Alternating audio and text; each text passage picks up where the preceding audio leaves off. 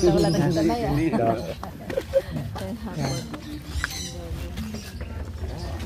Kuan eh. Yeah. Subong naman kaliwat ako balik. Gani, gani.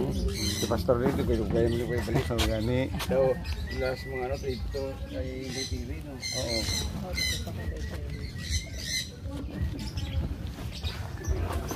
Surala din ano man nagsabay sa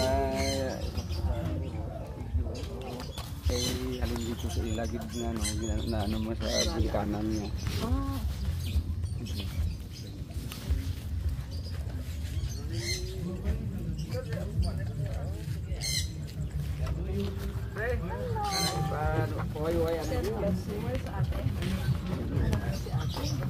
Yeah, upo tayo.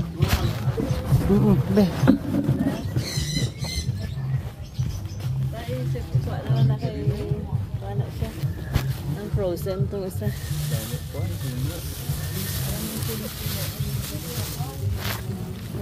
Ipagawas na nani. Ipagawas na nani. Ha? Dali, sulod na diho. Ako na ni pagawas. Kaya daw class din isa. Kaya sabi kay Yaka P. Yata gini kayo tingkil karon.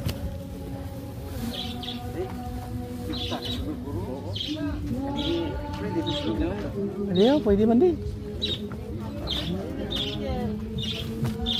Yeah.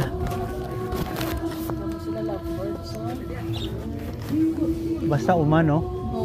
Hindi pwede ba sa city gid eh. Ay, paingay sa city. Oo, marumi. Ito matahimik. Ito presko. Manok, yan. Basta mga farm na may manok na birds. May ibon na. Mabuhay sila dito sa syudad. Malapit lang. Mabuhay sila sa RC sila. RC. Opo, yung Girl. Yeah.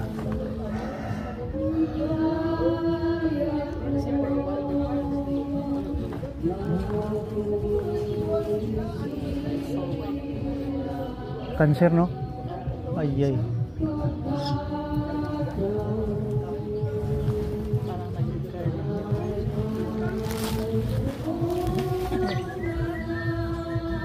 Pag cancer kasi mahirap no? Mahirap ang kwan.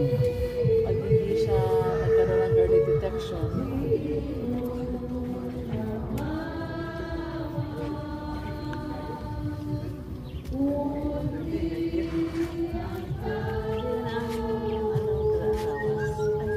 Hindi na ba? Nandun. Doon siguro sa loob.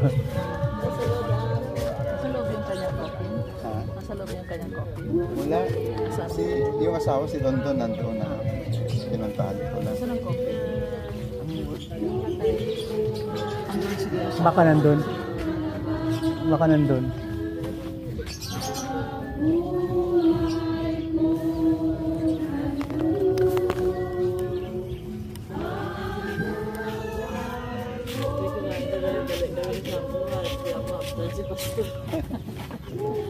Sabay-sabay lang din pala tayo. May ko dito ko sa balay itong ano, hindi ka takuluyan na yung viva. Kita na naman sa ni JR sa ito pag ano. Ay. Yeah. Amo itong ginahatid sundo ni Doc Bebot. Ang bata. Ang bata. Araw-araw. May apostolic job. Doon sa Canada, ang apo ko doon. Dalawa. Ako man ang naghahatid. Tapos ang kanta nila, row, row, low, lubot. Inabihiro ko nila. Bibot man, di lulubot. Row, row, row, lubot. Gently down the street.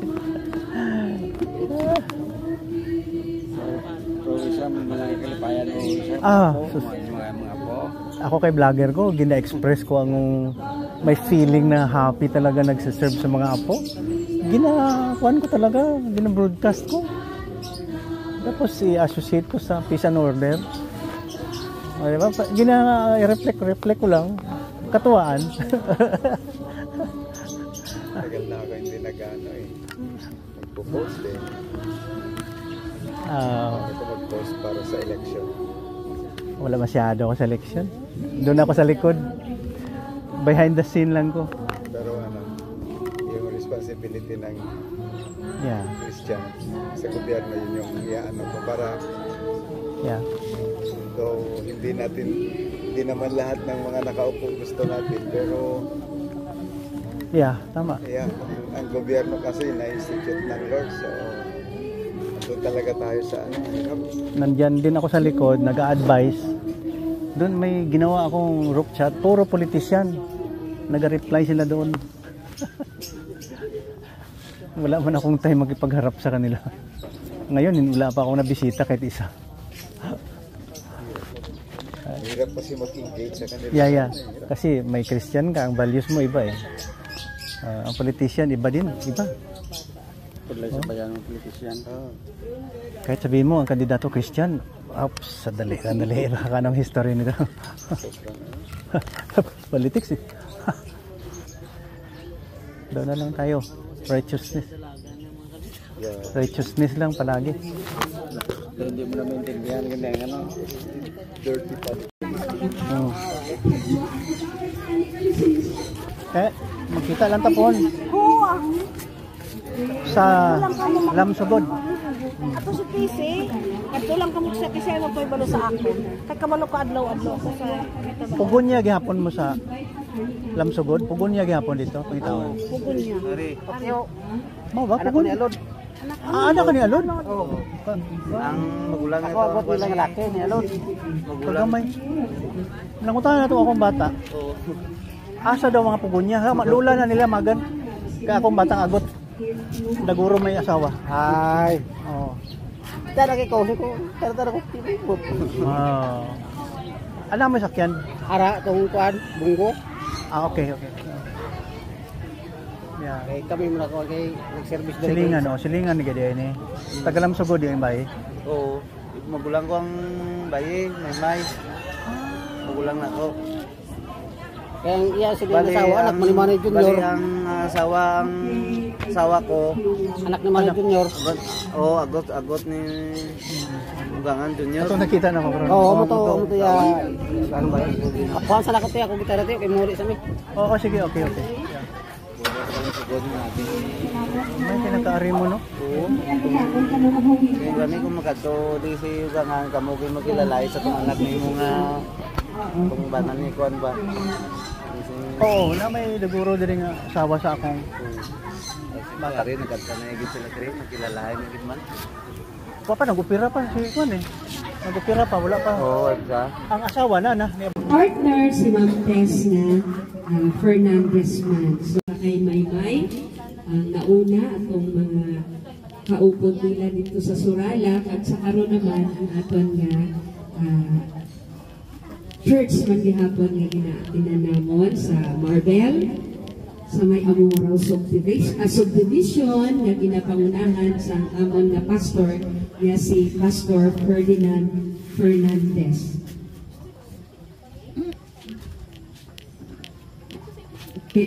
Yung hapon sa tanan. Tapos ang familiar face, no? Anyway, this afternoon, no, in behalf of the Berean Harvest Church, together with our pastor, Ferdinand Fernandez, and Teacher Nita, mga iba na upod na mga ari today,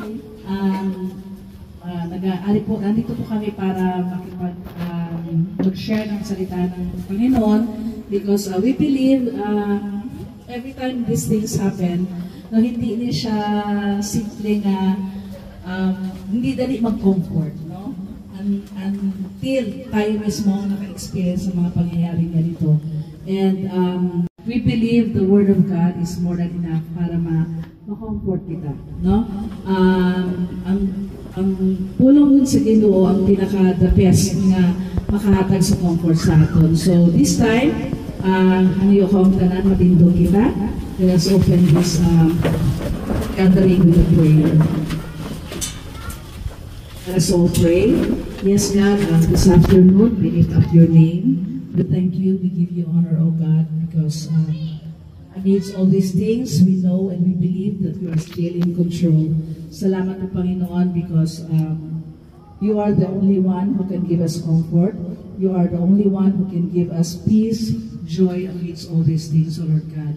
Lord, salamat po sa presensya ng bawat isa, ng pamilya, kaibigan at kamag-anak, O Lord God. Lord, sa inyo pong mensahe sa amin ngayong hapon, may all these things, O God, bring peace, joy in our hearts, O God, amidst all these things, O Lord God. May we be able, O Lord God, to find comfort, O God, in your word.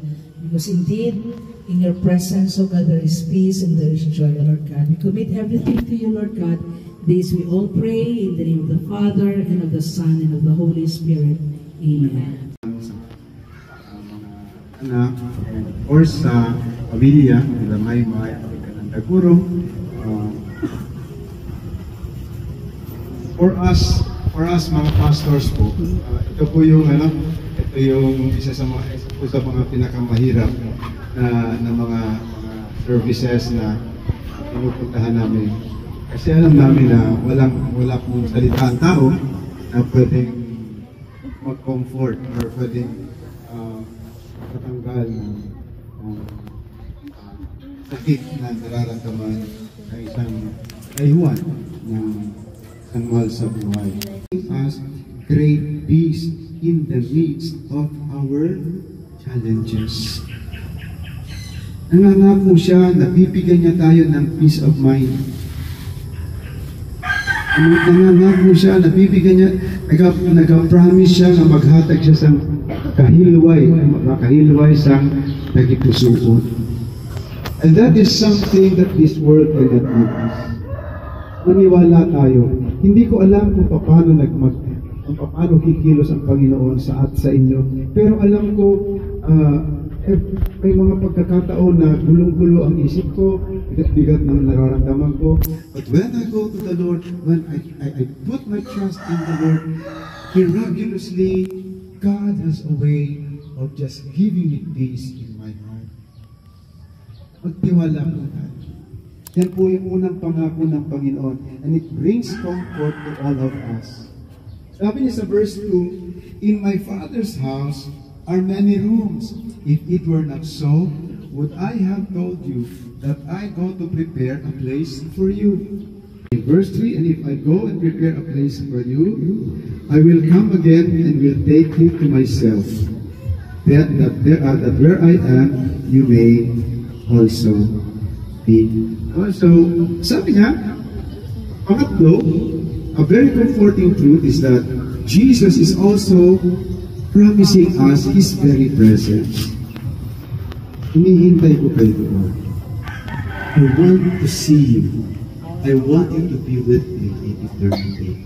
Si Apostle Paul, when he wrote the book of Philippians, chapter 1, verse 21, sabi niya, hanggang 24 yata, meron siyang, may controversy siya. Sabi niya, ano pipiliin ko? Kasi naghihintay siya ng sentence. During that time, he may be sentenced to death or hindi pa. Pero sabi niya, ano pipiliin ko? Medyo naguguluhan siya, ano pipiliin ko? Anyway, sabi niya, kung mamamatay na ako, so much the better. Buhay na walang hanggan. Kung wala sa atin si Jesus, wala sa atin ang buhay na walang hanggan. So, mga palang isang invitation for all of us to receive Jesus as our Savior and Lord this afternoon. Ay ang pulong naghambal kung ara si Jesus sa aton, ara ang kinabuhi na walay katapusan. Kung wala si Jesus sa aton, wala ang kinabuhi na walay katapusan. Mga utod, this is not about religion. This is about relationship. Kaya, today, I invite you. May pangungunahan akong prayer. Sundin nyo lang. You just pray, follow after me. Kahit ginagaya niyo lamang yung prayer. Loving Father, salamat po sa pag-ibig ninyo. Ngayong hapon, nalaman ko na ako ay makasalanan, na ako ay hiwalay sa inyo. Sa oras na ito, humihingi ako ng kapatawaran sa aking mga kasalanan. Salamat po sa pagpapatawad ninyo sa akin. Nalaman ko rin po ngayong hapon na kailangan ko po ng tagapagligtas. Jesus, tinatanggap ko po kayo ngayong hapon bilang tagapagligtas, Diyos at Panginoon ng aking buhay. Isinusuko ko sa inyo ang aking buhay. Ipinibigay ko sa inyo ang aking nakaraan, ang aking kasalukuyan, at ang aking hinaharap. Guide me, Lord, and lead me. Paguhin niyo po ako. Sa oras na ito, ako po'y nagpapasalamat sa pagpapatawad ninyo sa amin at sa kaligtasan na aking natanggap. Ito ang aking panalangin sa pangalan ni Jesus. Amen. So, kung nag-pray po tayo, if we have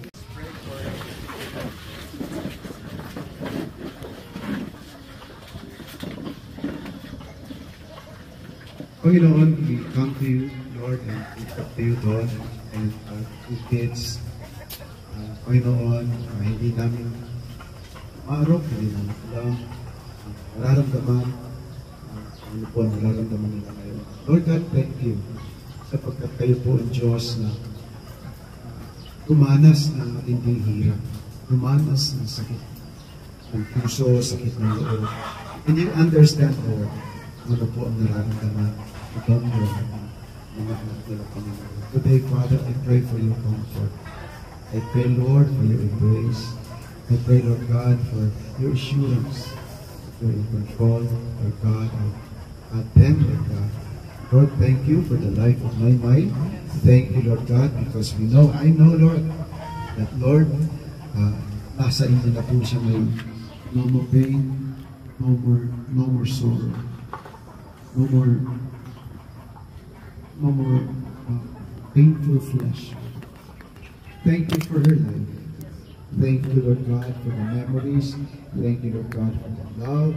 Thank you, Lord God, for, Lord, the laughter na na-share po nila sa kanilang family.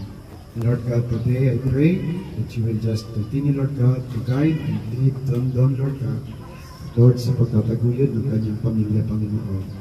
Lord, maraming salamat, Lord God, even for the whole family, Lord, and Lord, sa amin pong mga namin dito ngayon. We praise you, Lord God, and we worship you in Jesus' name. Amen. Let's all be seated. Maraming salamat.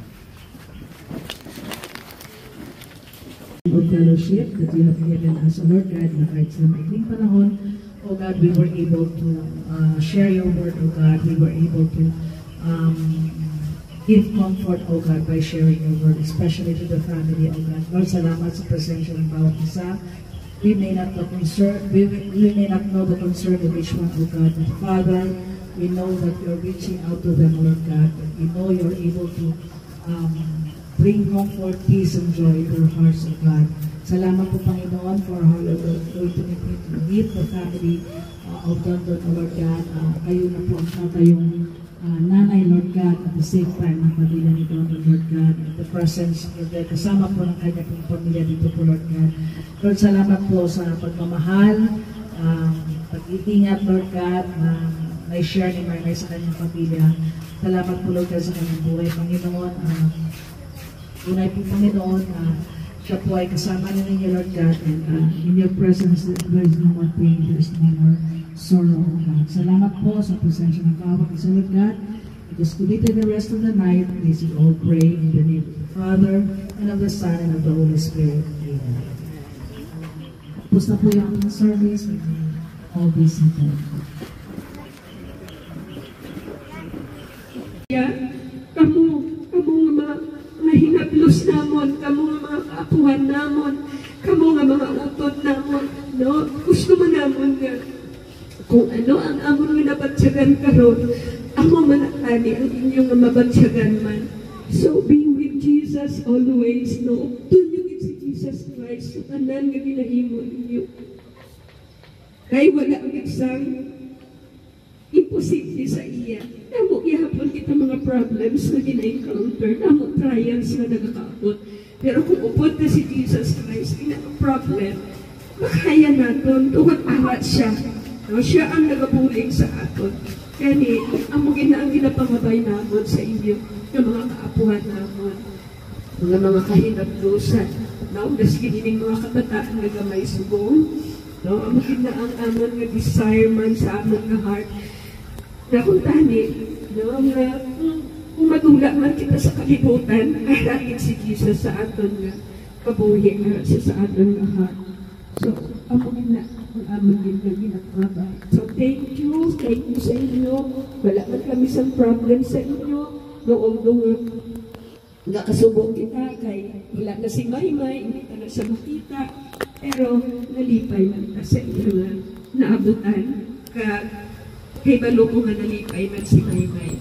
Also sa kanan, sa liwat, maayong hapon. And God bless us all. Paano ang inuugit magpuling sa akong personal. Sa panguna, isang time na to, ako do wala ko sa practice. Inuunang to, yung karan ko ba. Pero sa times na nag-edad ako, edad ko, ako itong time na nagsakit ako,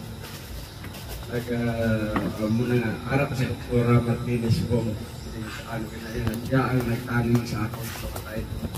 May edad ako 46. Taningan at sa itong time na wala na ginapasing pag-asa, na wala na ginapasing kulong, wala na ano ba. Pero sa itong time, pasalamat mo kay Letere, nga itong time, nga nabalaan niya na mo itong sitwasyon, naka-advise na sa akon.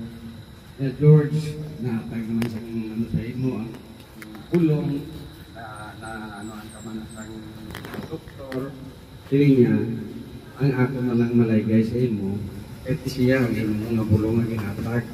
At tumatayang nagsirima sa Dr. Martinez nga wala nala bulong sa akon. Wala kami sa tupad nga in a few years, tumad kay nakapamilya na na. Then we believe man na kay nakapamilya na siya. Nakabukod na sa iyang kabilingon para ang pagpalagga tanan. No? So, thankful ko sa Dagoro family, sa mga katiyuan, may sa mga utod ni Dundot, na wala kinapabaya kay ate the very first love. Kay financially, di kami ka-afford. Kaya ginisip ko gani nga, ang cancer is for mayaman na tao. But, dito ko na-realize, na isip nga, wala sa mga takas sa inang sakit, no? Mayaman ka man, ordinaryo ka man, o pigado ka man, we are just in this world, no? Maka-experience about that. But I am thankful nga, wala nagiging pabayaan si Ate Maymay. Even kay Uncle George, during staying ko dito for almost 2 weeks, no? Nakita ko dito nga kung kaano ka palangga ninyo si ate. Ay, sorry.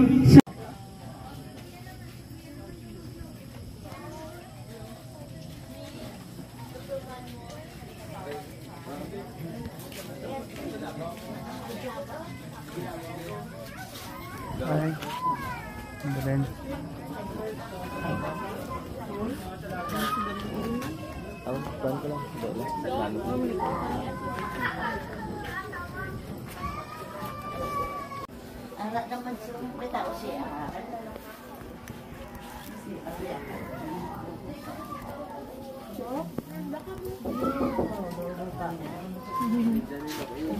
Merenda. Hey. Busy ka.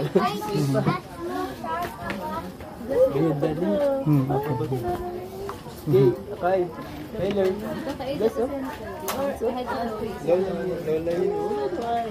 Ito pa. Ito pa. Lolo. Lolo Bot.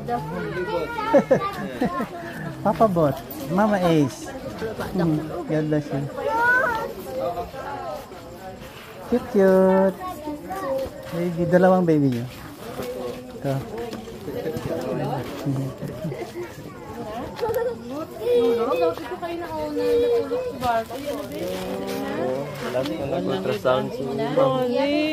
Yeah. Hindi mo siya luya sa ito. Fighter siya. Yeah. Dako na yung nag-kuhan sa tol. Ano ko sa inyo? May ba daw? Di pa man. Kaya sa iba niya nga nagigda na lang yung paluya. Ano nga pati yung bali. Makibot mo nga. Doon natin nga lang. Nag-chat-chat sila. Okay man siya. Naman nang nabi niya nga. Kwan sa okay. Okay lang daw mo lang na siya. Pero galit chat-chat. Balik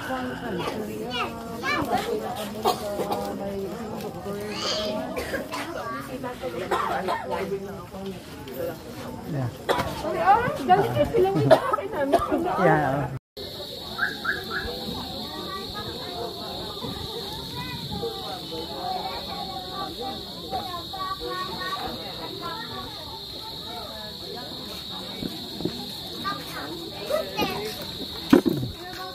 Hindi pa ka mo din. Oh.